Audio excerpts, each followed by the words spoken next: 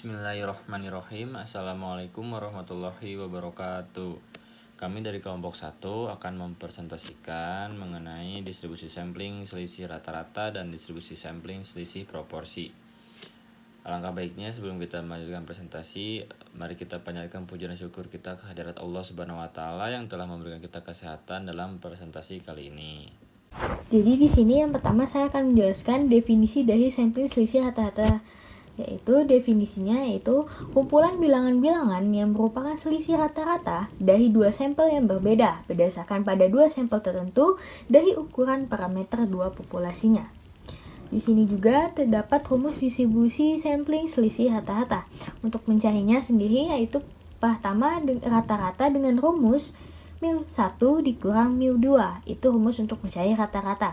Dan yang kedua ada rumus untuk standar deviasi, yaitu dengan rumus sigma 1 pangkat 2 per N1 ditambah sigma 2 pangkat 2 per N2. Dan hasil setelah ditambahkan tersebut, hasilnya diakarkan. Nah, yang terakhir untuk mencari nilai baku atau Z, yaitu X1 dikurang X2 dikurang μ1 dikurang μ2 per sigma 1 dikurang sigma 2. Contoh soal distribusi sampling selisih rata-rata. Data menunjukkan bahwa rata-rata penghasilan seorang pegawai adalah sebesar 5.300.000 per bulan, dengan nilai deviasi sebesar 228.000. Sedangkan penghasilan seorang pengusaha adalah sebesar 4.750.000 per bulan, dengan standar deviasi sebesar 140.000. Jika diambil sampel random sebanyak 100 orang pegawai dan 85 orang pengusaha, berapakah probabilitas selisih rata-rata penghasilan dari dua sampel tersebut? Lebih besar dari 500.000. Yang pertama, diketahui sebagai berikut. Yang ditanyakan adalah peluang perbedaan penghasilan antara pengusaha dan pegawai adalah 500.000. Langkah pertama yang harus dilakukan adalah kita mencari selisih rata-rata dari dua sampel tersebut, yaitu 5.300 dikurang 4.750, sama dengan selisihnya adalah 550. Langkah berikutnya yaitu kita mencari standar deviasi dari dua sampel tersebut, dengan cara mengakar kuadratkan dari hasil penjumlahan standar deviasi kedua sampel tersebut yang hasilnya 27,39.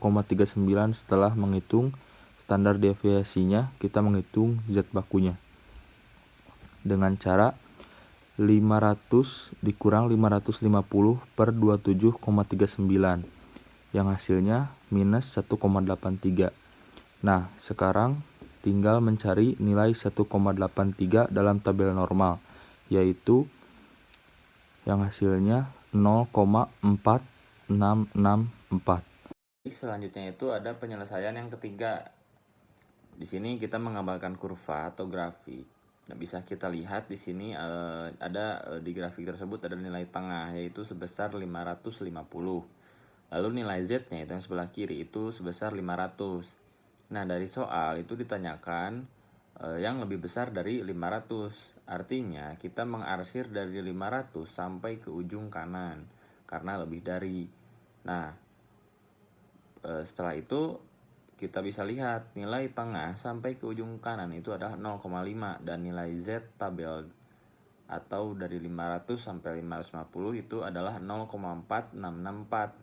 Lalu untuk menghasilkan jumlahnya itu ditambahkan karena lebih dari 500. Maka hasilnya itu adalah 0,9664. Itu hasil daripada 0,5 ditambahkan dengan 0,4664. Nah, kesimpulannya, probabilitas selisih rata-rata penghasilan lebih besar dari 500.000 itu adalah 96,64%.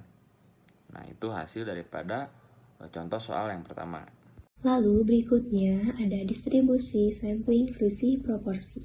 Distribusi probabilitas yang dapat terjadi dari selisih proporsi dua sampel yang berbeda berdasarkan pada dua sampel tertentu dari ukuran parameter dua populasinya. Adapun rumus distribusi sampling selisih proporsi sebagai berikut. Yang pertama, untuk mencari rata-rata yaitu μ X1 per N1 dikurang X2 per N2 sama dengan P1 min P2. Lalu yang kedua, untuk mencari standar deviasi yaitu sigma dikali X1 per N1 dikurang X2 per N2 sama dengan akar Pi1 dikali 1 min Pi1 per N1 ditambah Pi2 dikali 1 min Pi2 per N2. Lalu yang ketiga, untuk mencari nilai baku yaitu Z sama dengan buka kurung X1 per N1 dikurang X2 per N2, tutup kurung, dikurang mu X1 per N1 dikurang X2 per N2, per sigma dikali X1 per N1 dikurang X2 per N2. Sini kita akan membahas contoh soal distribusi sampling selisih proporsi. Alia dan Desi akan melakukan sebuah pertandingan pelemparan sekeping uang logam. Desi akan menang bila memperoleh 8 sisi gambar lebih banyak daripada Alia. Jika diasumsikan mereka diberi kesempatan masing-masing melempar uang logam sebanyak 40 kali. Berapakah peluang Desi memenangkan pertandingan ini? Berilah saran apakah Desi akan ikut dalam pertandingan atau tidak. Jika harapan kemenangan harus sebesar 15% atau lebih. Selanjutnya, kita akan membahas penyelesaiannya. Pertama yang kita ketahui di sini adalah peluang Desi untuk memenangkan pertandingan adalah sebesar 50%. Begitu juga dengan Alia. Berarti peluang Desi dan Alia untuk memenangkan pertandingan itu sama-sama 50%. Untuk sampelnya diambil sebanyak 40 kali lemparan. Kemudian yang diminta adalah berapakah peluang Desi untuk memenangkan ketika peluangnya harus lebih besar dari 15%. Langkah pertama yang harus kita lakukan adalah hitung dulu berapa selisih proporsinya.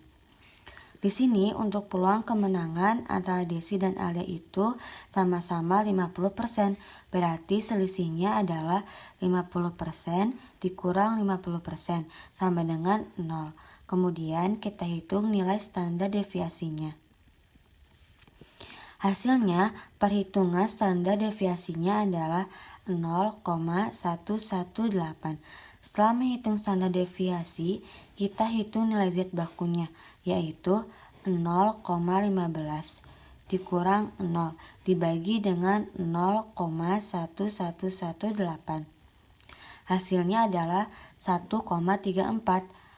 Setelah itu, menghitung nilai Z-nya, kita cari nilai Z-nya di tabel normal. Setelah kita cari nilai Z-nya sama dengan 1,34 adalah 0,4099. Selanjutnya di penyelesaian yang tahap ketiga, di sini kita menggambarkan kurva atau grafik. Bisa kita lihat di dalam gambar, nilai tengah dari kurva tersebut adalah 0. Lalu nilai yang ditanyakan itu yang kemungkinannya lebih besar dari 0,15 atau yang diarsir warna merah dari sebelah kanan. Nah, bisa kita ketahui bahwa dari nilai 0 sampai dengan ke ujung kanan itu adalah 0,5. Lalu nilai dari 0 sampai dengan Z itu adalah nilai Z tabel, di mana nilainya itu 0,4099. Untuk bisa mengetahui nilai arsir atau kemungkinan yang lebih besar dari 15% atau 0,15 itu bisa kita lihat, yaitu nilai setengah daerah atau 0 sampai dengan ujung kanan itu 0,5 dikurangi dengan nilai Z-nya itu 0,4099. Nah, hasilnya itu yang ada di arsir dalam merah itu nilainya 0,0901. Maka kesimpulannya, probabilitas DC memenangkan pertandingan itu adalah 9,01%. Nah, itu hasil daripada contoh soal yang kedua. Baik, mungkin cukup sekian presentasi dari kelompok kami. Mohon maaf bila ada kekurangan atau perkataan yang tidak berkenan di hati. Mungkin cukup sekian. Wassalamualaikum warahmatullahi wabarakatuh.